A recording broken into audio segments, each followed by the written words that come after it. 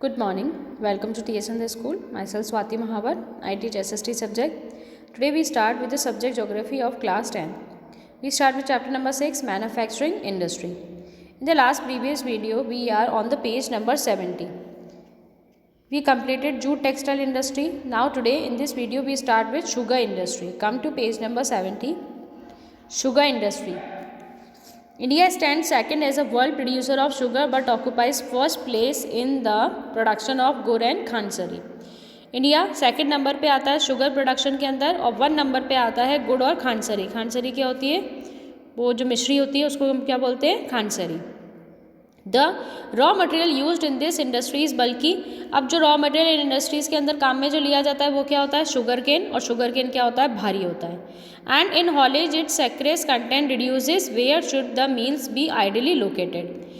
और sugar cane के अंदर जो कंटेंट होता है, सेक्रेस कंटेंट जो होता है वो क्या होता है? धीरे धीरे सूखता जाता है. जैसे गन्ना सूख जाता है ना धीरे धीरे, तो इसी वजह से शुगर इंडस्ट्रीज़ वहाँ लगाई जाती है जहाँ पे इसीलिए शुगर केन यानी कि रॉ मटेरियल उनको मिल जाए. Where should the mills be ideally located, कहाँ पर मिलती है मील्स हमको? In 2010 to 11 there were over 662 mills in the country spread over Uttar Pradesh, Bihar, Maharashtra, Karnataka, Tamil Nadu, Andhra Pradesh and Gujarat along with Punjab, Haryana and Madhya Pradesh. ये सारे स्टेट्स हैं जहाँ पे शुगर इंडस्ट्रीज हमें मिलती है. 60% मील्स आर इन, जिसमें से 60% कहाँ पर है? उत्तर प्रदेश और बिहार के अंदर. This industry is seasonal in nature, so it is ideally suited to the cooperative sector. क्योंकि ये सीजनल होती है इसलिए किसके लिए होती है ज़्यादातर? इसका प्रोडक्शन कौन करती है? कॉरपोरेटिव इंडस्ट्रीज करती है.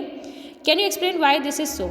In recent years, there is tendency for the meals to shift and concentrate in the southern and western state, especially in Maharashtra.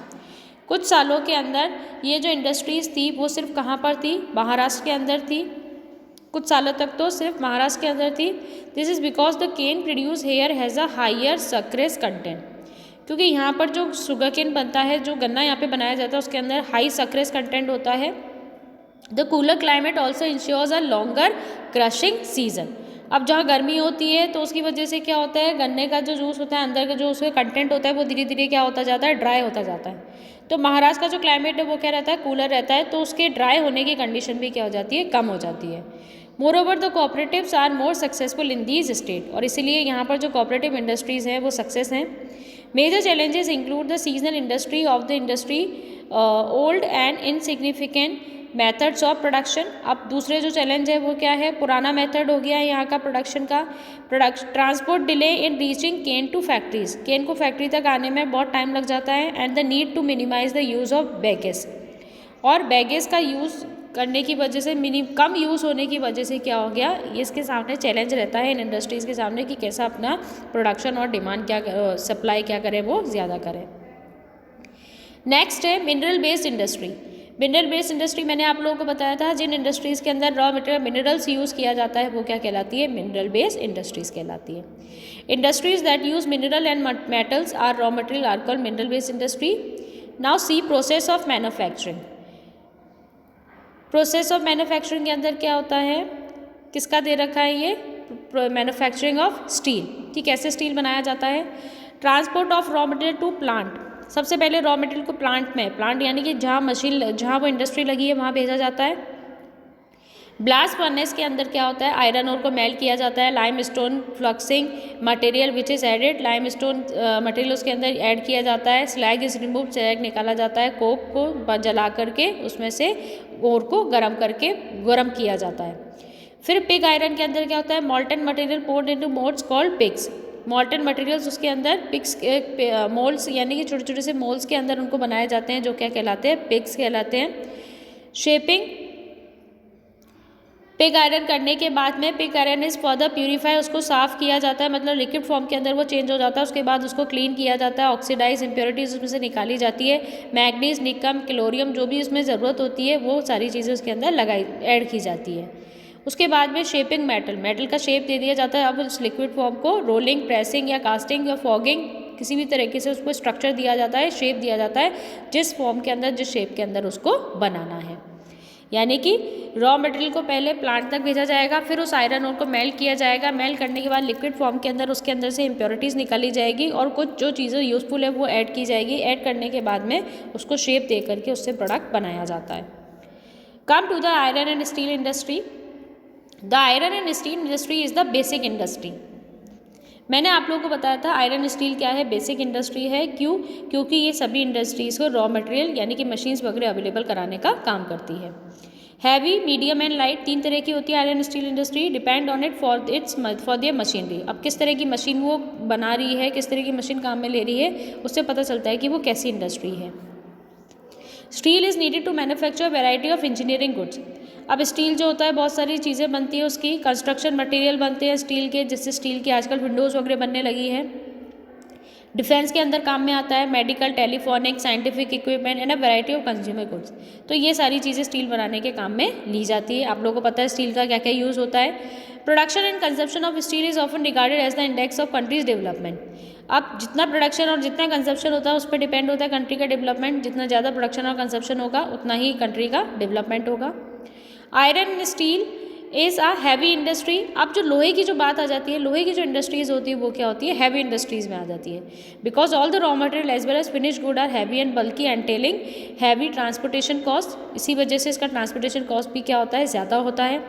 Iron ore, coking coal and limestone are required in the ratio of 2:4:2:1। You have to learn this कि कितना इसमें iron own होता है, कितना cooking coal होता है और कितना लाइम स्टोन होता है, 4:2:1। सब quantities of manganese are also required to harden the steel. कुछ मैग्नीज उसमें मिक्स किया जाता है ताकि उसको और हार्ड किया जा सके स्टील को। Where should the steel plants be ideally located? Remember that the finish product also need an efficient transport network for their distribution to the market and consumer.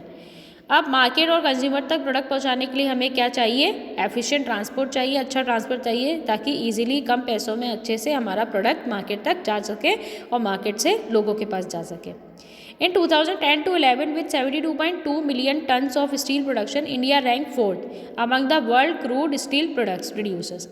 72.2 million turns जो है steel का production होता है, जिसकी वजह से India किस में आता है, 4th नंबर पे आता है। किस में? World crude steel products producers के अंदर।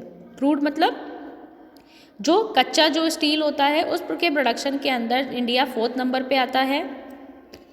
If the largest producer of sponge iron, largest producer sponge iron का है 2010 to 11 per capita consumption of steel in the country was only around 49 kilogram per annum. 2010 to 11 की अगर हम बात करते हैं तो 49 किलो पर एनम इतना साल के अंदर स्टील क्या होता है, कंज्यूम किया जाता है कंट्री के अंदर अगेंस्ट द वर्ल्ड। और पूरे वर्ल्ड में कितना कंज्यूम होता है, 182 kilogram. Now come to the page number 72। यहाँ पर आपको मैप दे रखा है। इस मैप के अंदर आपको एरियाज़ दिए हुए हैं आयरन एंड स्टील प्लांट के। कौन कौन से एरिया हैं? बोकारो, बर्नपुर, दुर्गापुर, जमशेदपुर, रोहरकेला, भिलाई, विजयनगर, भद्रावती, सेलम एंड विशाखापट्टनम। आपको एग्जाम में हो सकता है कि ये एरियाज़ देते हैं कि शो विशाखापट्टनम और locate Visakhapatnam on the map of India. Okay, तो आपको एरियाज़ लर्न करने कि कौन सा स्टील प्लांट कहाँ पर है। Now come to the next page. Look at this table. ठीक है, आप इस टेबल के अंदर देखिए 2005 से लेके 11 के अंदर प्रोडक्शन जो है वो क्या हो गया, धीरे धीरे इंक्रीज होता गया। 45, 49, 53 तो कितना आ गया ये 72। तो प्रोडक्शन क्या हो रहा है, स्टील का इंक्रीज हो रहा है। Now most of the public sector undertaking market their steel through steel authority of India limited. जो बहुत सारे पब्लिक सेक्टर अंडरटेकिंग यानी गवर्नमेंट ने अपने स्टील के लिए प्लांट लगाए हैं, उसका नाम क्या है, उस कंपनी का नाम क्या है, steel authority of India limited, SAIL. बहुत बड़े लेवल पे गवर्नमेंट ने अपना इंडस्ट्री सेटअप किया स्टील के प्रोडक्शन के लिए। In the 1950s China and India produce almost the same quality of steel. 1950 में चाइना इंडिया दोनों एक जैसा स्टील बनाते थे। Today China is the largest producer of steel. आज चाइना आगे निकल गया। China is also the world's largest consumer of steel, और सबसे ज़्यादा स्टील का कंजप्शन भी चाइना में होता है। In 2004, India was the largest exporter of steel, which is accounted for 2.25% of the global steel trade. 2004 के अंदर इंडिया लार्जेस्ट एक्सपोर्टर बन गया था स्टील का, और कितना प्रोडक्शन होता था, 2.25%। तो स्टील का वो क्या करते थे ग्लोबल लेवल पर ट्रेड करते थे। छोटा Nagpur plateau region has the maximum concentration of iron and steel. सबसे ज़्यादा आयरन स्टील जो इंडस्ट्रीज़ है वो कहाँ पर है? छोटा नागपुर एरिया के अंदर। It is largely because of the relative advantage this region has for the development of this industry, क्योंकि सबसे ज़्यादा वहाँ पे उनको रॉ मटेरियल वहीं मिलता है, तो इसी वजह से सबसे ज़्यादा इंडस्ट्रीज़ कहाँ लगाई जाती है? छोटा नागपुर प्लेटो रीजन के अंदर। मैंने आपको बताया था ये जो इंडस्ट्रीज़ है वो क्या है? मिनरल बेस्ड इंडस्ट्री है, यानी कि रॉ मटेरियल इनको कहाँ से मिलता है? मिनरल से। और मिनरल्स हमें कहाँ से मिलेंगे? प्लेटो एरिया से मिलते हैं। तो इसी वजह से छोटा नागपुर जो एरिया है वो सबसे ज़्यादा स्टील प्रोड्यूसिंग के लिए फेमस है। Now, it is largely because of the relative advantage this region has for the development of this industry. इसमें इस एरिया का एडवांटेज है कि यहाँ पर रॉ मटेरियल मिल जाता है, जिसकी वजह से सबसे ज़्यादा इंडस्ट्रीज़ यहाँ लगाए जाते हैं। These include low cost of iron ore, सस्ता मिलता है यहाँ पे आयरन और, high grade raw material in proximity, quality अच्छी होती है, चीप लेबर यहाँ पे इनको मिल जाती है, and vast growth potential in the home market. और पूरे मार्केट के अंदर, पूरे इंडियन मार्केट के अंदर सबसे ज़्यादा पोटेंशियल ग्रोथ जो है वो किसका है? इसी इंडस्ट्रीज़ का है। दो India is an important iron steel producing country in the world, इसलिए इंडिया सबसे ज़्यादा जो प्रोड्यूसर है सबसे ज़्यादा वो किसका है? आयरन और स्टील का। जो हमारी बैकबोन जो है इंडिया की वो किसको कहा जाता है? Iron and steel industry. We are not able to perform to a full potential largely to high cost and limited availability of cooking coal. ठीक है, यहाँ पर जो मेन प्रॉब्लम इस इंडस्ट्री के सामने आते हैं वो क्या है? हाई कॉस्ट और लिमिटेड अवेलेबिलिटी ऑफ कुकिंग कोल। जो कुकिंग कोल है, जो कोयला जो है यहाँ पे वो क्या है? लिमिटेड है, और उसको बनने में क्या लगता है? बहुत टाइम लगता है, तो इसलिए ये क्या मिलता है? बहुत ज़्यादा हाई रेट में मिलता है। लोअर प्रोडक्टिविटी ऑफ लेबर की प्रोडक्टिविटी कम है, यानी लेबर बहुत धीरे स्पीड से काम करती है, ज़्यादा प्रोडक्शन नहीं कर पाती है। Irregular supply of energy supply regular, कभी लाइट रहती है कभी नहीं रहती है। पुअर इंफ्रास्ट्रक्चर, यहाँ का जो बैंकिंग और कम्युनिकेशन का जो इंफ्रास्ट्रक्चर है वो क्या है? कम है, पुअर है, इतना ज़्यादा बैंकिंग मनी अलॉट नहीं करा पाती है कि हाई लेवल पे प्रोडक्शन हम कर सकें। ठीक है, we also import good quality steel from other country. Good quality का स्टील दूसरी कंट्री से मंगाया भी जाता है, ऐसा नहीं है सिर्फ यहीं पे प्रोडक्शन हो, दूसरी कंट्री से इंपोर्ट भी किया जाता है। However the overall production of steel is sufficient to meet a domestic demand. जो ओवरऑल प्रोडक्शन जो होता है इंडस्ट्री के, मतलब जितना भी इंडस्ट्रीज़ के अंदर स्टील बनाया जो जाता है इंडिया के अंदर, वो सिर्फ इंडिया के अंदर ही डिस्ट्रीब्यूट कर दिया जाता है। सिर्फ डोमेस्टिक मार्केट की रिक्वायरमेंट्स को फुलफिल करने के लिए इतना ही बनाया जाता है, इतना ज़्यादा नहीं बनाते कि हम बाहर उसको सेल कर सकें। Liberalization and foreign direct investment has given a boost to the industry with the effort of private entrepreneur. अब लिबरलाइजेशन और फॉरेन डायरेक्ट इन्वेस्टमेंट, यानी दूसरी कंट्रीज़ यहाँ पर इंडिया के अंदर, इंडिया की इंडस्ट्रीज़ के अंदर मनी बूस्ट कर सकती है, पैसा लगा सकती है, तो जिसकी वजह से प्राइवेट एंटरप्रेन्योर्स आगे आए हैं इन इंडस्ट्रीज़ को सेटअप करने के लिए। There is a need to allocate resources for research and development to produce steel more competitively. यहाँ पर बहुत सारे रिसोर्सेज हमारे पास अवेलेबल हैं, यानी कि रिसोर्सेज तो हैं हमारे पास, लेकिन हमारे पास इतना टेक्निक नहीं है और इतना मनी नहीं है, जिसकी वजह से इंडिया के अंदर इतना हाई लेवल पे प्रोडक्शन नहीं होता है। तो ये जो प्रॉब्लम है, ये प्रॉब्लम किसने सॉल्व किया है? दूसरे कंट्रीज़ ने सॉल्व किया है। दूसरे कंट्रीज़ आकर के यहाँ पे इन्वेस्टमेंट करते हैं ताकि हम ज़्यादा अच्छे लेवल पे यहाँ पे प्रोडक्शन कर सकें। क्लियर?